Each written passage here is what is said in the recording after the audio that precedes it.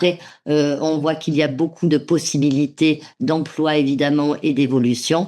Donc, n'hésitez pas, à vous lancer sur cette carrière de graphiste. C'est un métier passion, de toute façon.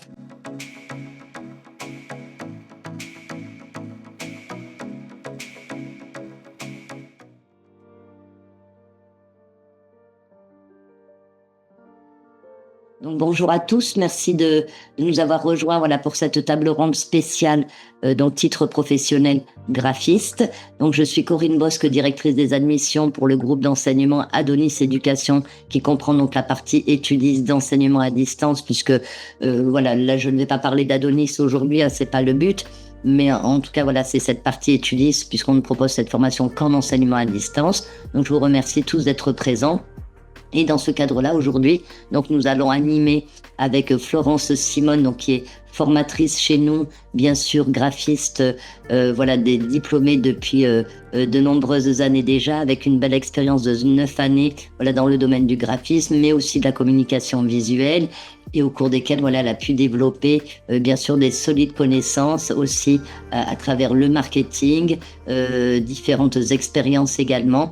Et c'est pourquoi aujourd'hui, nous l'avons choisi pour vous accompagner, répondre à toutes vos questions sur ce métier. Donc, nous aborderons aujourd'hui, bien sûr, l'ensemble de la formation, aussi bien son contenu, les épreuves à l'examen. On parlera aussi un petit peu, bien sûr, des profils d'étudiants, des poursuites d'études, et bien sûr aussi des débouchés qui s'offrent à vous après ce titre professionnel.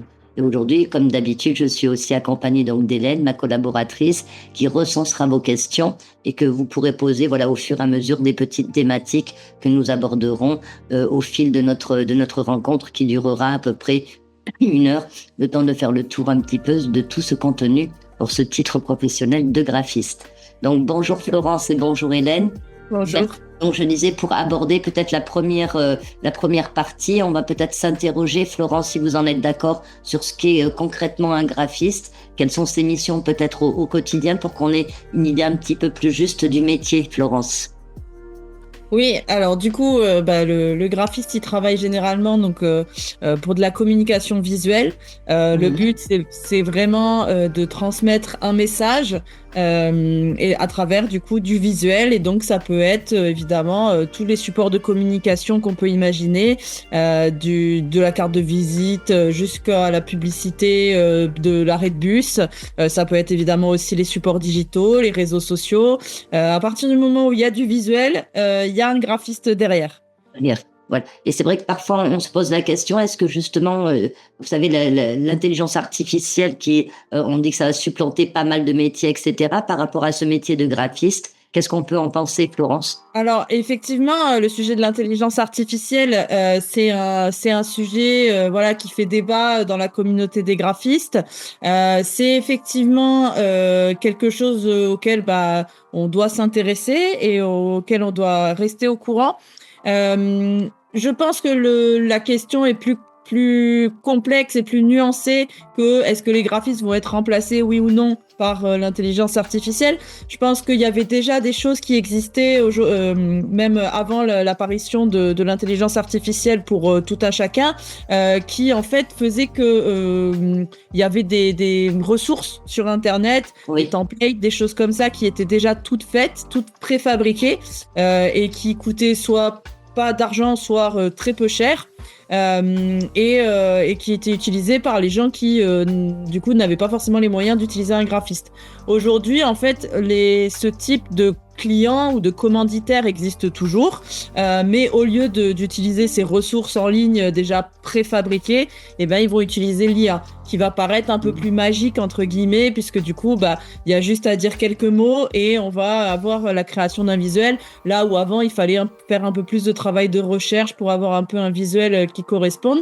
Mais le travail de graphiste, c'est pas juste pondre un visuel entre guillemets, ça va beaucoup plus loin que ça, puisque comme je vous disais, c'est vraiment de transmettre un message, et donc il y a une réflexion qui se fait entre qui transmet le message et à qui il va être transmis, et c'est le graphiste qui va être capable de faire le lien entre celui qui parle et celui qui va écouter, et de manière beaucoup plus subtile et plus réfléchie en fait que juste avec un prompt en fait. Donc il y a, disons que je pense que comme dans d'autres métiers, par exemple dans les métiers du développement web et de choses comme ça va un petit peu spécialiser le métier, c'est-à-dire que il y aura peut-être moins de graphistes qu'on appelle un peu exécutifs, où on va dire c'est le niveau le moins créatif entre guillemets du métier, mais ça c'était déjà un peu le cas, enfin c'était l'évolution un peu déjà.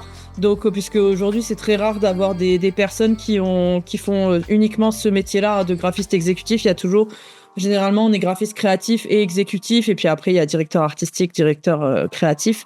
Donc voilà, donc je pense que le métier de graphiste n'est pas prêt de disparaître, il va évoluer, c'est sûr et certain, mais il y a encore des choses à faire. D'accord. Merci beaucoup, Florence. Alors, souvent, j'ai des étudiants aussi qui me demandent, voilà, j'ai vu des annonces où je vois des métiers qui correspondent à graphiste, maquettiste, designer graphique junior. Est-ce que, voilà, vous pourriez nous démêler un petit peu tout ça? Que fait chacun? Quels sont les points communs également? Alors, si vraiment on parle en termes d'offres d'emploi, c'est vrai que parfois les employeurs, ou ça dépend des entreprises, ils sont pas toujours très familiers avec Oui. le jargon un peu technique dans le graphisme. Donc parfois, ils vont, en fonction de la liste un peu des tâches, ils vont du coup voir un peu à quel métier ça correspond. Aujourd'hui, quand même, les graphistes doivent un petit peu toucher à tout, savoir un peu tout faire. En tout cas, apprendre, juste déjà apprendre quelles sont toutes les tâches, et après éventuellement se spécialiser dans certaines. Et donc graphiste, c'est le terme un petit peu large, puisqu'apraprès du coup peut y avoir des illustrateurs où là on va faire beaucoup plus de dessins, maquettiste on va être plus sur de la mise en page, motion designer on va être sur de la vidéo. Après il y a UI designer aussi, où là on est plus sur des maquettes web. Donc après voilà, il y a des fois des métiers qui sont plus spécialisés, mais que d'une certaine manière on va regrouper un peu dans la famille des graphistes. C'est un peu un mot valise dans lequel on va mettre un peu graphiste designer, mais voilà. D'accord. On peut entendre, voilà, après par spécialisation ou orientation, du moins, voilà, C'est ça, et ce qui va compter, ça va être vraiment la liste des tâches dans les offres d'emploi. On va voir si on sait faire cette tâche ou pas, plutôt que le nom de l'emploi. D'accord, très bien. Alors, Florence, pour entrer dans ce type de formation, le titre pro designer, est-ce que je dois déjà avoir au moins des acquis? Est-ce que cette formation est difficile si on n'a pas de base déjà, ne serait-ce qu'informatique? Est-ce qu'il faut absolument être un grand créatif aussi? Alors, du coup, dans les étudiants moi, que j'ai chez Adonis, il y a un petit peu tous les profils. Il y a des gens qui même déjà pratiquent un petit peu ce métier.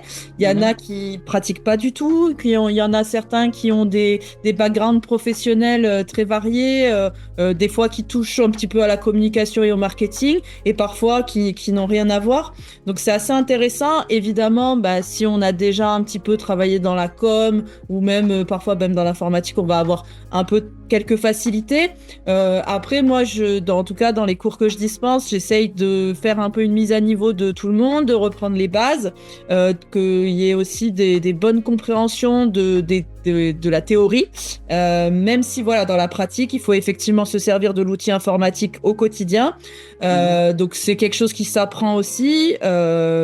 Évidemment, c'est pareil, si on est à l'aise avec un ordinateur, on va avoir un petit peu plus de facilité, mais l'idée c'est quand même de reprendre aussi un peu à zéro, et de voir les choses pas à pas pour que on soit à l'aise, même quand on n'est pas toujours très à l'aise sur l'informatique. Mais c'est vrai que faut au moins avoir l'appétence de l'outil informatique pour exercer ce métier-là, puisqu'on est toute la journée sur ordinateur.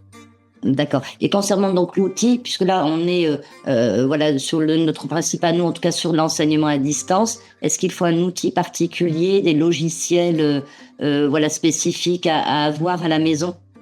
Alors, c'est vrai que idéalement, surtout pour ce métier-là, on utilise la suite Adobe, qui est quand même le standard dans le métier. Il y a d'autres logiciels qui existent. Il y a des logiciels open source et il y a aussi des logiciels des concurrents d'Adobe qui se sont lancés sur le marché il n'y a pas si longtemps que ça, notamment comme la suite Affinity, où il y a des outils qui sont similaires à ce que propose Adobe. Clairement, pour pouvoir exercer, pour pouvoir travailler dans ce métier-là, il faut maîtriser la suite Adobe. Il existe des formules étudiants pour justement pouvoir bénéficier de la suite Adobe à tarif réduit. Mais clairement, après, on peut, si vraiment on veut faire gratuit et en open source, c'est possible, mais ça sera des fois, peut-être, ça sera plus compliqué. Et souvent, si on veut aller en entreprise, ils vont utiliser ces logiciels-là. Donc, il vaut mieux les connaître. Déjà être aguerri là-dessus. Voilà. Puis encore une fois, voilà, lorsque vous êtes scolarisé, bien sûr, chez nous ou ailleurs, vous avez effectivement les tarifs étudiants qui sont quand même préférentiels. Tout à fait. Très bien. Merci beaucoup, Florence. Alors, maintenant, si on en vient concrètement au contenu d'information, donc c'est vrai que 2 petits mots sur ce qu'est un titre professionnel. C'est vrai que c'est un diplôme d'État, donc ce que l'on appelle un titre RNCP, donc qui est reconnu par l'État et qui est remis après aux étudiants, par le ministère du Travail au nom de l'État. Donc, un diplôme que vous pouvez faire valoir, bien évidemment, et qui va être composé de plusieurs blocs de compétences, notamment 3 grands blocs de compétences. Alors, il y en a un qui va porter précisément sur, ce côté créatif avec la construction, la composition graphique, ensuite les solutions innovantes, et notamment le multimédia, et enfin ce dont vous parliez tout à l'heure, tout ce qui va être la gestion de projet, échanger avec le client, savoir quelles sont les attentes, etc., pour affiner et vraiment viser au plus juste dans la communication visuelle. Donc, est-ce que tu pourrais nous détailler un petit peu vraiment le contenu de la formation ? Oui, alors effectivement, du coup, l'idée, c'est qu'on arrive à maîtriser donc ces 3 blocs de compétences. C'est ce qu'on appelle du coup activité type dans les titres professionnels, où en fait, il y a plusieurs parties. Alors, moi, j'essaye de parler un petit peu de tout, de manière à ce que, parce que chaque partie est quand même liée. Et c'est-à-dire que avant de concevoir, on va forcément prendre le brief. Donc, c'est-à-dire qu'on va avoir notre fameux commanditaire qui veut transmettre le message. Et il va nous expliquer, du coup, quel est son message, dans quel cadre ça s'inscrit, à qui il s'adresse, etc. Donc ça, c'est des compétences qu'il faut effectivement en tant que graphiste acquérir pour bien comprendre et du coup bien retransmettre ce fameux message. Donc il y a forcément aussi une notion un peu de gestion de projet, d'organisation, puisque en tant que graphiste, on a aussi des délais à tenir, puisque on est parfois dans une chaîne de travail, parfois on est un maillon un peu au milieu, où en fait on va avoir des personnes en amont qui vont travailler dessus et des personnes en aval, notamment par exemple pour un projet imprimé où du coup on va devoir préparer nos fichiers pour l'imprimeur, et donc forcément si on veut que le projet arrive à terme à la bonne date, il faut bien prendre en compte les contraintes temporelles aussi des personnes en amont et en aval. Bien sûr, ouais. Donc c'est aussi pour ça qu'il y a ces notions un petit peu de gestion de projet, même si on va pas forcément être chef de projet tout de suite, ou ça dépend évidemment de l'entreprise dans laquelle on se retrouve. Et après, il y a l'aspect évidemment conception, création, où là, une fois qu'on aura pris toutes les informations nécessaires pour notre création, on va du coup commencer à chercher des idées, itérer aussi, itérer de son propre côté, puis itérer ensuite avec le client pour du coup proposer la meilleure façon de transmettre le message. Donc le client peut avoir déjà déterminé un certain nombre de critères, et puis parfois ça peut être plus flou, ou va y avoir besoin de faire plus de propositions, d'être plus force de proposition sur certains projets, et donc c'est là que parfois on va aussi pouvoir être plus créatif. Et puis évidemment il y a l'aspect technique, où une fois qu'on a conceptualisé l'idée et le projet qu'on veut mettre en forme, il va falloir évidemment le créer techniquement sur les logiciels. Donc du coup pareil, peut y avoir aussi plusieurs itérations pour arriver au produit final qui ensuite du coup, si c'est un produit physique, va être imprimé, et si c'est un produit digital, va être développé. D'accord. Donc, tu as beaucoup d'entraînement, j'imagine, pour l'étudiant, faire et refaire les Alors, propositions, améliorer toujours en termes de couleur, de rendu, etc. effectivement, ça demande de pratiquer. Oui. C'est effectivement un métier où en fait il faut s'entraîner sur les logiciels parce Mhm. que c'est des logiciels qui sont quand même assez complexes, qui peuvent faire beaucoup de choses. Et donc bah c'est même des graphistes aguerris qui font ça depuis des années ne connaissent pas toutes les subtilités de tous les logiciels. Je pense que c'est très rare les personnes qui connaissent un logiciel à 100%. Et pourtant, ça n'empêche pas d'être d'excellents professionnels. Mais forcément, en fonction de son expérience, de sa spécialité, on ne fait pas forcément tout. Et donc, ça demande de s'entraîner, de tester des choses, en fait, en fonction du projet, des idées qu'on va avoir, bah, avoir des idées un peu différentes, pas toujours faire la même chose. Comme ça permet des fois de chercher des solutions techniques pour arriver au résultat qu'on souhaite. Et alors, souvent, la question après que j'ai, hein, puisque mon rôle est aussi beaucoup de renseigner les personnes, alors, c'est comment est-ce que ça se passe tout ça en enseignement à distance, comment on est accompagné dans ces créations, dans les corrections. Voilà, si tu peux nous dire un petit peu comment tu organises tes enseignements, Florence. Oui, alors du coup, bah il y a des parties théoriques et des parties pratiques. Alors bon, sur la théorie, voilà, j'explique, j'ai des diapos et je présente. Mhm. Et sur les parties pratiques, bon bah souvent c'est moi qui présente dans le logiciel parce que je trouve que c'est la meilleure manière de bien comprendre comment ça se passe. Donc pareil, j'y vais petit à petit, je vais un peu du plus simple au plus compliqué. Donc je fais d'abord des choses assez basiques avec les logiciels pour comprendre un peu les outils de base, puis petit à petit Oui. de plus en plus complexe. Et donc c'est moi qui montre mon processus de travail technique, donc un peu un pas à pas. Ce que je trouve intéressant en plus avec Adonis et le cours à distance, c'est qu'ils ont accès au replay. Donc, Oui. même s'ils étaient là en cours, ils peuvent quand même revoir le cours, mettre en pause pour pouvoir faire en même temps que moi sur le logiciel. Refaire Ça, moi, les je trouve étapes, oui. voilà, ça, moi, je trouve que c'est un point quand même assez important parce que forcément, quand moi je montre, bah peut-être je vais un peu vite, même si évidemment je demande à chaque fois de m'arrêter si jamais voilà il y a besoin d'expliciter un peu. Mais je trouve que comme ça, bah ils voient un peu comment le processus et puis eux ils sont capables après de le remettre en place et ils ont l'outil avec le replay pour pouvoir le refaire de leur côté à leur rythme. Et donc du coup c'est vrai que avec l'enseignement à distance, c'est ce qui me paraît le plus fluide. Et puis après, évidemment, bah, il y a les devoirs. Donc, du coup, bah, les devoirs que je reçois, bah, je fais des commentaires sur leur réalisation. Mhm. Et puis aussi, bah, je discute quand même avec les étudiants. À chaque fois, en début de cours, j'avoue, voilà, je demande s'il y a des questions, s'il y a besoin de revoir des choses. Et parfois, ou à la fin du cours, justement, si bah, ça leur a évoqué des choses et qu'ils ont envie que je développe plus bah, un aspect technique ou un sujet théorique ou voilà, je leur demande de manière à répondre quand même à leurs attentes et puis à chaque fois de toute façon, même si c'est une question d'un étudiant en particulier, c'est toujours des infos qui servent à tout le monde. Donc c'est pour ça que je fais ça en début et fin de cours et comme ça, si jamais il y a des détails un peu techniques ou des choses qui peut-être n'ont pas été très claires, bah on les revoit pour les expliciter et que du coup tout le monde ait le même niveau de connaissance. D'accord. Merci beaucoup, Florence. C'est Avec rassurant.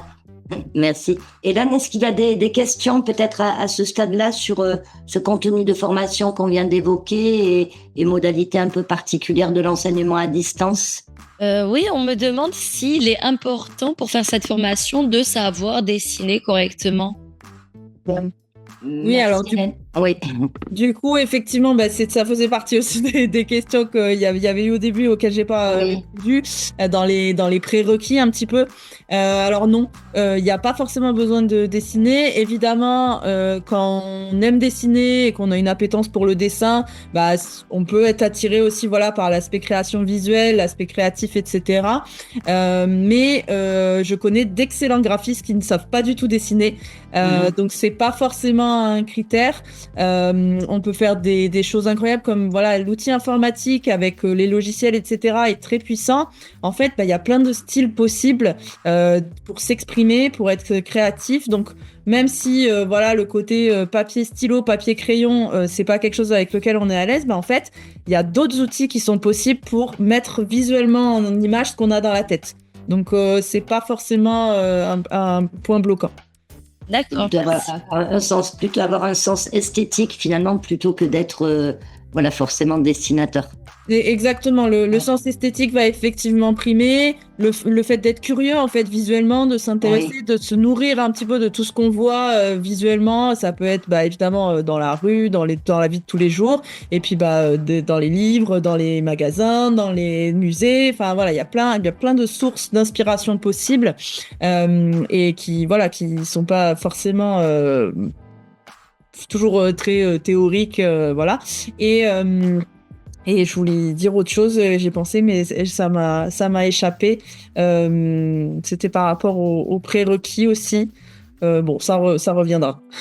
Voilà, ben, je vais peut-être enchaîner. Voilà, c'est vrai que par rapport aux prérequis, j'avais pas évoqué les publics. C'est vrai qu'ils peuvent être accueillis sur ce titre pro. Alors, c'est vrai que ça peut être un public qui va être vraiment très large, puisque on peut envisager cette formation, donc, soit en formation initiale, alors où il n'y a pas forcément, voilà, d'acquis généralement. Ça peut être de la formation continue, et on peut l'envisager également en alternance. Donc, formation initiale, on est plutôt sur des personnes voilà, qui sortent d'un parcours, je dirais, classique de formation, après par exemple un baccalauréat, un BEP ou autre. La formation continue, c'est plutôt des personnes qui ont déjà une vraie expérience professionnelle et qui vont envisager une reconversion, ou parfois ça peut être une montée en compétences. Et bien sûr, cette formation peut s'envisager aussi en alternance. Et ça, c'est l'idéal, je pense, Florence, d'être au contact de l'entreprise, voilà, voir réellement, concrètement ce qui se passe sur le terrain. Alors c'est vrai que l'alternance, ça permet quand même de voir un petit peu et de mettre en application très vite ce qu'on apprend. Ça permet aussi de bien appréhender aussi quels vont être les attendus un peu de quand Oui. on a fini notre formation. Parce qu'évidemment, quand on apprend des choses à l'école, bah, parfois on apprend des choses qu'on va pas forcément mettre en application dans la vraie vie. Ça donne aussi des projets concrets. Moi, je trouve que ça, c'est toujours, enfin, vraiment, je trouve ça très, très intéressant d'avoir des vrais cas concrets parce que ça donne une source de motivation supplémentaire pour réaliser le projet par rapport aux projets fictifs ou aux projets personnels qui sont importants aussi à développer, mais qui ont forcément pas la même saveur parce que il y a moins le côté réaliste. Donc c'est sûr et certain que oui, l'alternance, ça permet vraiment de se projeter très vite et puis pareil, ça permet aussi, bah, si on n'arrive pas à faire quelque chose dans notre alternance, bah, on a Oui. l'occasion quand même de le voir en cours et de poser la question en disant bah, j'ai vu ça dans mon entreprise, j'aimerais bien arriver à mieux le développer et comme ça on peut le voir aussi directement en cours, alors que si on a fait les cours et qu'ensuite on fait l'entreprise, bah, c'est un peu plus difficile du coup de redemander quoi. Et bien sûr. Et on verra tout à l'heure, justement, quand on évoquera les débouchés, Florence, quels sont les types d'entreprises dans lesquelles on peut rechercher aussi son alternance, parce que parfois, c'est un petit peu flou aussi pour les étudiants. Alors, avant d'aborder ces débouchés, concrètement, on parlait tout à l'heure voilà, des attendus en entreprise. Mais avant cette étape-là, c'est vrai que pour nous, le plus important, c'est évidemment d'accompagner l'étudiant à l'examen et qu'il soit dans la réussite. Est-ce que tu pourrais nous en dire un petit peu plus quant aux épreuves? Voilà, alors il y a plusieurs situations d'épreuves, situations donc pratiques, j'imagine. Il y a un dossier pro et il y a de l'oral aussi pour ce passage d'examen. Et voilà, Tout à fait. Alors, quelques petits détails. du coup, sur le passage du titre pro, donc il y a plusieurs choses à présenter et à préparer. C'est vrai que c'est assez complet hein, et exhaustif dans ce qu'il faut préparer, mais bon, ça permet aussi au jury de bien évaluer les compétences et les connaissances. Donc il y a effectivement le dossier professionnel qui en fait est un dossier un peu qui documente son processus de travail. Donc on va un petit peu dire pour tel projet j'ai fait ci, j'ai fait ça avec des captures d'écran des logiciels en disant j'ai utilisé tel outil pour arriver à ce résultat, etc. Donc ça va bien démontrer qu'on sait utiliser les outils de graphisme. C'est pas forcément sur un projet unique, ça peut être plusieurs Non, parties tout de à fait. projet que l'on Ça peut être propose. plusieurs projets différents, ça peut être des projets concrets, ça peut être aussi même des projets fictifs. J'ai bien demandé confirmation au niveau jury que ça pouvait aussi parfois être des projets fictifs parce que parfois dans les projets professionnels, on n'est pas amené à tout voir en fait. Donc un projet fictif peut rentrer en ligne de compte, même si je trouve que les évidemment, les projets concrets ont un peu plus d'impact. Et ça peut être aussi un projet personnel. Ça peut être, moi, c'est ce que je dis à mes étudiants, c'est que ça peut être un ami, par exemple, qui lance sa marque de quelque chose, ou qui ouvre son resto, enfin voilà, qu'importe, et qu'on accompagne dans le domaine du graphisme. Ça peut aussi rentrer dans ce cadre-là. Et ensuite, il y a le projet, donc présenter un projet de communication visuelle. Donc là, en fait, l'étudiant doit monter tout un projet avec une identité visuelle, de la communication. Donc comment il va communiquer sur alors je donne l'exemple, l'ouverture d'un restaurant. Du coup, il va peut-être dire on va faire des flyers qu'on va distribuer ensuite. On va faire une pancarte, identité visuelle du restaurant. Là, on voit qu'on est à la limite du marketing, en fait, aussi dans ce métier-là. Effectivement, c'est vrai que c'est des choses qui sont poreuses, c'est des domaines qui sont un peu poreux entre eux, où effectivement, plus on va être dans une très grande entreprise et peut-être plus les métiers vont être scindés. Et puis parfois, on est le seul un peu dans le service com, et même en tant que graphiste, on peut être amené à travailler du marketing. Donc si je reviens sur les attendus au niveau de l'examen, donc le projet de communication et aussi le dossier de projet. Donc justement, comment le projet a été mené.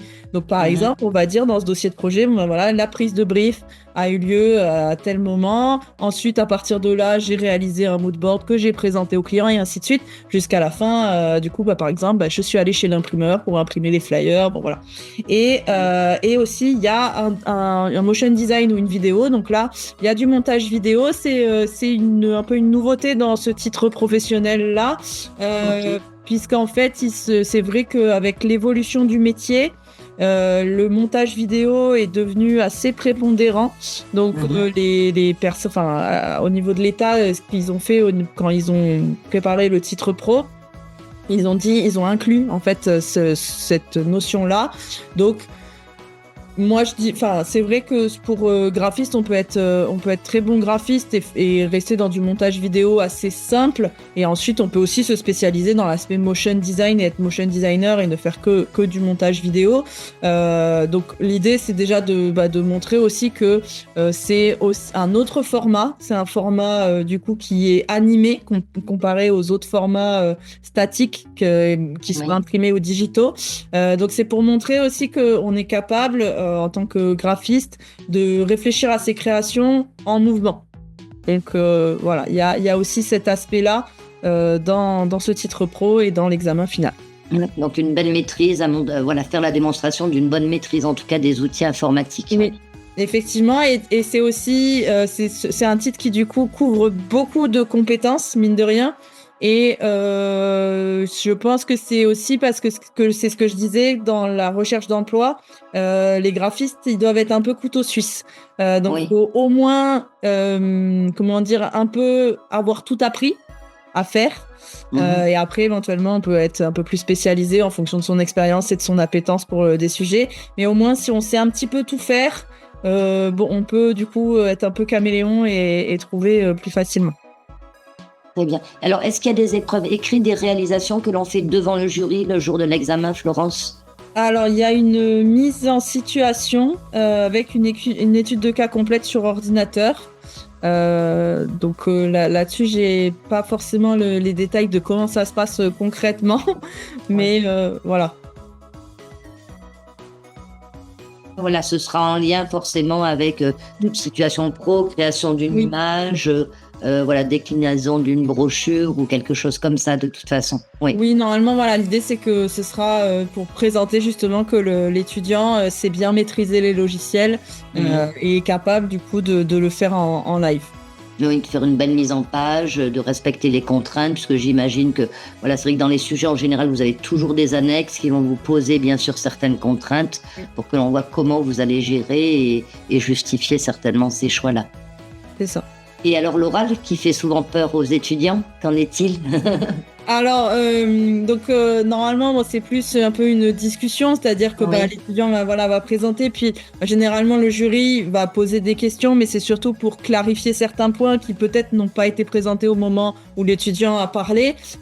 C'est justement juste pour voir si c'est quelque chose qui est non acquis Donc s'il l'a pas présenté, mais c'est parce qu'il le sait pas, bah, en posant la question, on le voit assez vite. Oui. Et sinon, si c'est juste une omission, et bah, quand on pose la question, là, l'étudiant répond et normalement, ça fait qu'on se dit, bon, bah, l'étudiant, même s'il en a pas parlé, il a bien compris et il sait bien de quoi on parle. Donc, il n'y a pas de souci pour avoir le titre.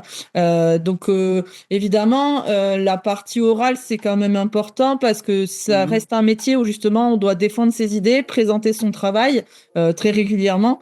C'est-à-dire que bah, quand on auprès des clients, bien sûr. voilà, auprès des clients, auprès des commanditaires. Et puis, bah, on est quand même dans la communication. Donc, c'est important aussi de savoir transmettre ce que nous, on a envie de dire. Et puis, bah, ensuite, du coup, transmettre ce que le client souhaite dire.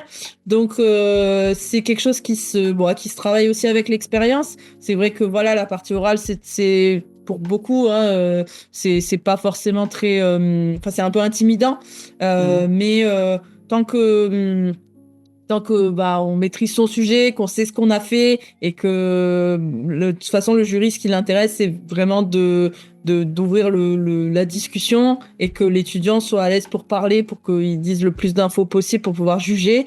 Donc il y a et puis en plus souvent c'est des professionnels du métier, donc bien sûr. C'est ce qui vont les intéresser, c'est vraiment le projet, le travail qui a été effectué, plus que voilà, si la personne est un peu timide ou bégaye un petit peu, c'est pas très grave tant que ce qu'elle dit est pertinent, quoi.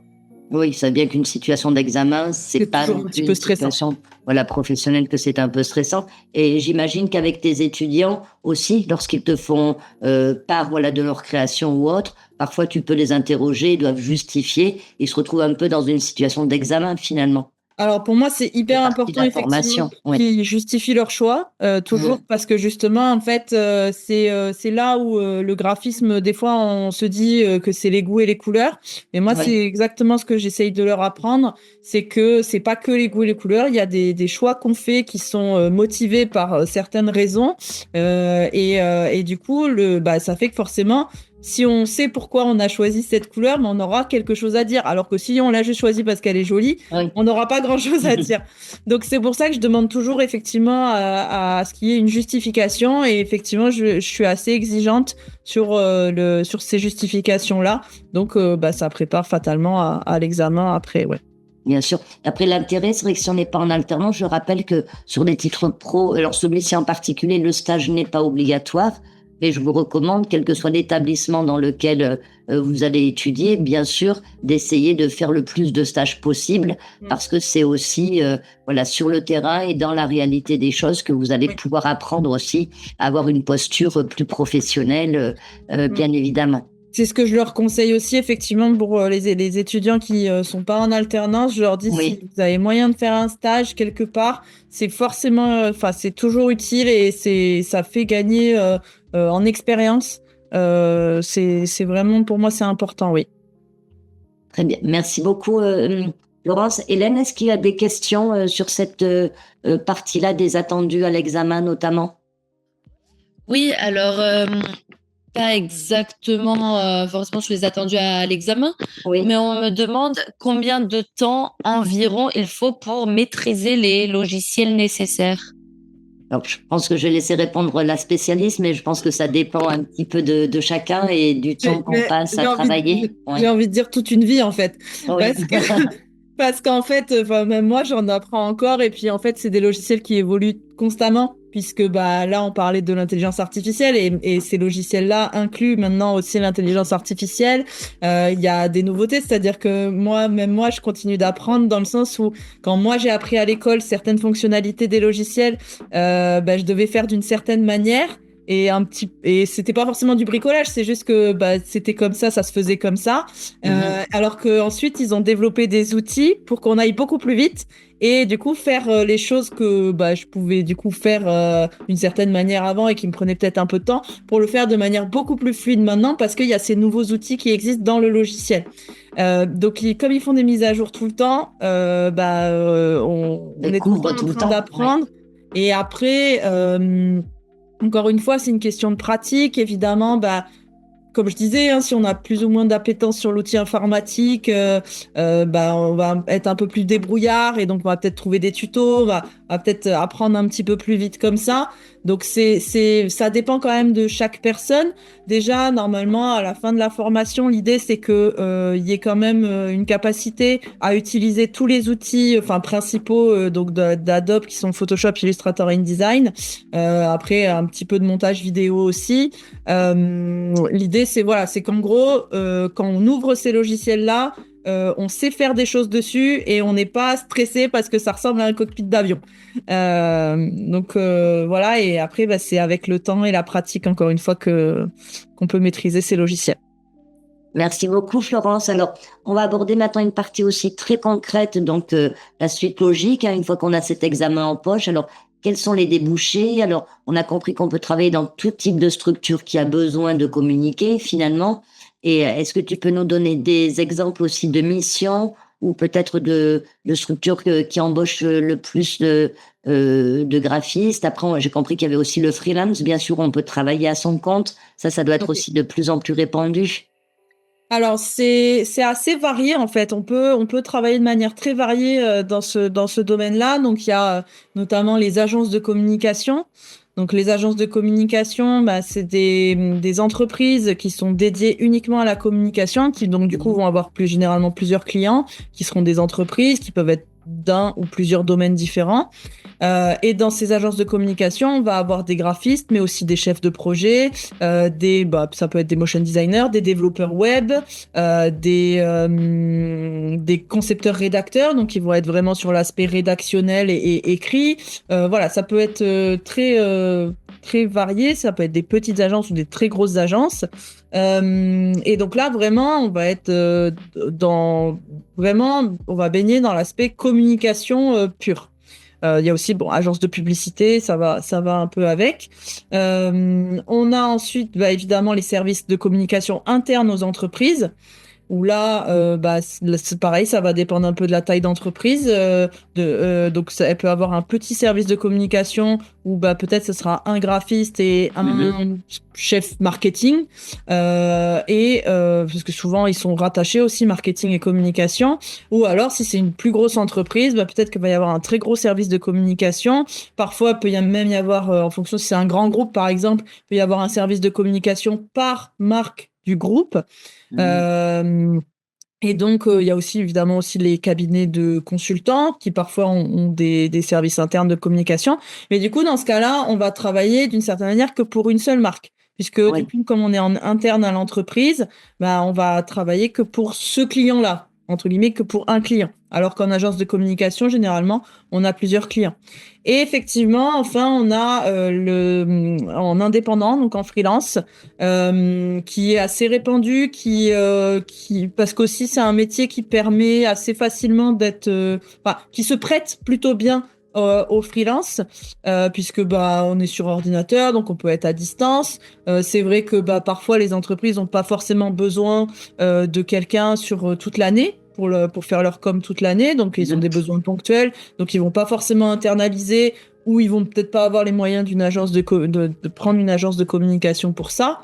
Donc le freelance aussi est une option, mais dans ce cas-là, on n'est pas que graphiste forcément, on est chef d'entreprise, et donc on doit aussi s'occuper de sa prospection, donc on doit être un peu commercial, on doit être un peu comptable, on doit être un petit peu et de temps en temps un peu graphiste. Ok. Voilà. Et là, dans ce cas-là, on forcément, a priori, on travaille pour plusieurs clients différents. Ça peut être des clients, pareil, en freelance, par exemple. Ça peut être des personnes qui ont une entreprise avec une seule personne. Ça peut aussi être des petites entreprises, des startups, ou alors des très grosses entreprises, parce que ça arrive, par exemple, parfois, même des entreprises qui ont un service de communication en interne, ils font appel à un freelance en cas peut-être d'accroissement d'activité, ou sur un projet peut-être qui est un petit peu différent, qui sort un peu du scope habituel, et ils peuvent faire appel à un freelance dans ces cas-là. D'accord. Et le milieu de l'édition aussi, vraiment du livre, de la BD, etc., forcément par extension, ça peut être aussi une spécialisation. C'est un milieu que j'ai, du coup, à titre personnel, dans lequel j'ai moins d'expérience. J'ai été plutôt, à la limite, j'étais chez un éditeur de logiciels qui fonctionnait un petit peu comme une maison d'édition de livres, mais du coup, c'était très digital. Mais effectivement, du coup, dans une maison d'édition, mais pour moi, je le rentre dans la catégorie un peu service interne. Ouais. D'entreprise. Parce que généralement, quand on est dans une maison d'édition, on respecte les codes graphiques, Oui. la charte graphique de la maison d'édition, même si parfois, voilà, si c'est pareil, encore une fois, si c'est un grand groupe d'édition, ils ont On travaille plusieurs pour une marque en particulier. voilà. Ouais. Mais pour moi, c'est dans la même veine que le service interne. D'accord. La façon d'appréhender le travail. Alors après, c'est vrai que si je regarde ton parcours aussi, Florence, et puis tous les termes qu'on voit, il existe aussi une certaine hiérarchie. Après, une fois qu'on est diplômé, donc certains vont être donc après directeur artistique, les assistants designers graphiques. Est-ce que tu peux nous donner un petit peu, voilà, cet ordre un petit peu logique, peut-être d'évolution de poste? Oui. Effectivement. Alors du coup, je parlais des graphistes exécutifs, donc peut-être où ça va être le plus compliqué avec l'intelligence artificielle, où là généralement, on a un petit peu tous nos outils et toute notre boîte à outils pour concevoir nos supports de com et on va le faire comme on nous dit de le faire en fait. Donc je dirais que ça c'est peut-être le premier niveau. Ensuite le graphiste créatif où là justement on va proposer des axes créatifs, c'est-à-dire que on va avoir un projet et il va falloir concevoir un petit peu une idée de couleur, de typo, de mise en page, tout ça. Éventuellement même un concept au niveau de la communication. Directeur artistique, ensuite, ça va être au-dessus. Et là, on va être pareil aussi dans l'aspect très créatif. Moi, ce que je dis souvent avec ce terme de directeur et de direction artistique, c'est pas forcément dans le sens de diriger quelqu'un ou des gens, c'est plus dans le sens de donner une direction de ce vers quoi on va. C'est vraiment, en fait, justement, on va avoir toutes ces notions de cible, de stratégie, de la communication. Donc, on va prendre tous ces éléments en compte pour donner un axe créatif. Vraiment, ce terme d'axe et de direction, c'est hyper important. Et c'est ça, c'est parce qu'on a cette vision globale qu'on va pouvoir donner des axes créatifs pour ensuite créer notre projet de communication. Et ensuite, encore au-dessus, on a ce qu'on appelle le directeur de création, où là, on a encore, au-delà des grands aspects stratégiques, on a aussi des fois des notions un peu financières et commerciales de la création, où du coup, généralement, un directeur de création va quasiment plus faire de créa, enfin de production, tandis qu'un directeur artistique peut encore faire de la production. Très bien, c'est très clair, Florence, merci beaucoup. Hélène, est-ce qu'il y a des questions par rapport à ces débouchés? Non, pas pour le moment. Non? Ok. Alors, des poursuites d'études possibles, j'imagine, serait qu'un titre pro, l'avantage, on le sait, c'est que c'est donc très professionnalisant. Et c'est souvent pour ça aussi que les personnes se dirigent vers ce type de formation. Donc, on peut évidemment travailler tout de suite après. Mais si on veut poursuivre des études, j'imagine que ça dépend de vers quoi on veut se spécialiser. Si on veut être plus créatif, au contraire, comme tu le disais tout à l'heure, avoir une vue un petit peu plus globale de l'ensemble et être plutôt dans la direction, dans la direction graphique. Alors, il y a certains bachelors, j'imagine. Oui, alors effectivement, on peut continuer les études en fonction de ce vers quoi on veut aller, en fonction de ce vers quoi on veut se spécialiser. Ce que je disais, c'est ça, c'est que si justement on veut développer les volets stratégiques et avoir plus de notions même d'image de marque, de stratégie de marque, etc. Il y a aussi des BTS qui existent où on peut avoir donc BTS, bachelor et master. On peut effectivement poursuivre vers ces études-là. Et après, il y a aussi l'aspect peut-être un peu plus technique ou en tout cas domaine avec dans le digital, par exemple, si on veut être UI designer. Donc, je sais que par exemple, Adonis normalement propose une formation d'UI designer, enfin un titre pro aussi. Donc là, spécialisé pour les maquettes web et applications. Et puis après, comme on a parlé, la vidéo, il y a aussi la 3D, il y a plein de choses possibles où, en fait, si on veut gagner en compétences et être un petit peu plus pointu, forcément on peut continuer, mais du coup il y a plein de filières possibles en fait, en fonction de ce vers quoi on veut aller et ce qui nous intéresse le plus. Après, l'avantage aussi des titres professionnels que tu évoquais tout à l'heure, l'intérêt aussi, on le disait, il y a plusieurs blocs d'activités type et il y a parfois certaines personnes qui vont prendre une activité type, Oui. voilà, d'un titre professionnel en web, par exemple, pour monter en compétence vraiment sur ce domaine-là. Donc après, on peut faire effectivement beaucoup de combinaisons pour voilà, au fur et à mesure sur le terrain. Je pense que l'apprenant se rend compte de tout ce qui lui manque comme outil, et vous pouvez aller les chercher aussi dans différentes formations par ce système de blocs de compétences. Oui. Très bien, ben, moi c'était très clair pour moi, Florence. Alors on va peut-être conclure maintenant, sauf si Hélène a des questions, bien sûr. Non, j'ai pas plus de questions pour le moment. D'accord, très bien. Bien, en tout cas, voilà, je vous invite, voilà, à nous recontacter, voilà, si vous souhaitiez avoir un petit peu plus d'approfondissement sur ce titre professionnel. Voilà, comme vous l'avez vu, c'est un métier quand même de la communication qui vous amène à réaliser des tâches qui sont vraiment très concrètes, qu'on apprend beaucoup par la pratique, bien évidemment, avoir ce sens, voilà, comme on l'évoquait tout à l'heure, voilà, de l'esthétique et pas être forcément un super dessinateur non plus. Après, on voit qu'il y a beaucoup de possibilités d'emploi, évidemment, et d'évolution. Donc, n'hésitez pas voilà, à vous lancer sur cette carrière de graphiste. C'est un métier passion, de toute façon, Florence, j'imagine. Oui, c'est un métier déjà qui est passionnant. Oui. Et que du coup que je pratique quand même depuis plusieurs années et que je regrette pas de pratiquer. C'est un métier qui est très exigeant, où il faut effectivement rester à la page, où il faut on est nombreux aussi sur le marché, donc il faut savoir faire la différence aussi. Mais c'est un métier où on apprend tous les jours. C'est un métier où on découvre tous les jours. Moi, ce que j'aime beaucoup personnellement dans ce métier, c'est qu'en fait, on peut toucher à tous les domaines d'activité tout en restant dans notre expertise à nous. C'est-à-dire que on peut avoir des clients de domaines d'activité très variés. Parce que dans mon expérience personnelle, j'ai travaillé pour des cosmétiques, j'ai travaillé pour de l'alimentaire, j'ai travaillé pour un éditeur de logiciels. Donc, c'est hyper varié. Et pourtant, je continue toujours de faire mon métier à moi. Et donc, du coup, ça fait découvrir des nouvelles choses tout le temps. Et pour peu qu'on soit un peu curieux et intéressé par les choses et les entreprises qui existent, on s'ennuiera jamais, quoi. Très bien. Merci beaucoup, Florence, en tout cas, pour voilà, toutes les réponses que tu nous as apportées, ton expérience, ton expertise, bien sûr. Merci beaucoup à Hélène d'avoir relayé aussi les questions des étudiants. Et je vous dis à très bientôt. Voilà, si vous le souhaitez, n'hésitez pas.